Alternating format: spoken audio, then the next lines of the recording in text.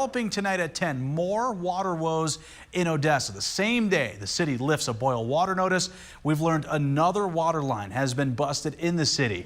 Jason Freund is here now to tell us where this outage is, and is there another boil water notice, Jason?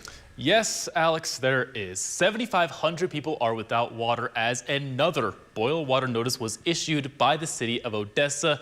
This one comes after a water line was hit at around 5 o'clock this afternoon in the area of Yukon and Grandview. However, when I spoke with Deputy City Manager Agapito Bernal about this, he told me that this was an isolated incident not related to the boil water notice from yesterday.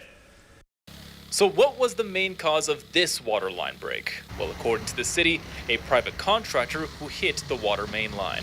We had a private contractor bore into our 24-inch line. It's caused some disruption to a couple of areas within our city, which is the Homestead area and Parks Bell Ranch. But this time, the city of Odessa is in a better place to fix this mainline break than the last one.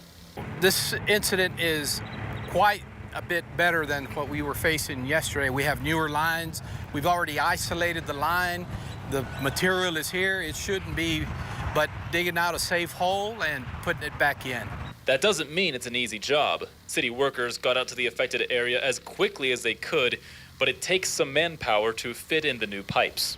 First, we have to find the dimension of the line, and once we find where the break is and what type of line it is, then we can get the material and the couplings or the dressers, and it's just a matter of cutting it out and splicing it back in. Even before this water main line was hit, city officials were already having meetings to talk about how to keep these problems from happening with the money that they have in their budget. That was one of the meetings that we had today with our budget, is addressing some of these concerns that we have, especially some of our valve problems that we're facing. So our budgetary questions was very direct. How can we address these through our budget?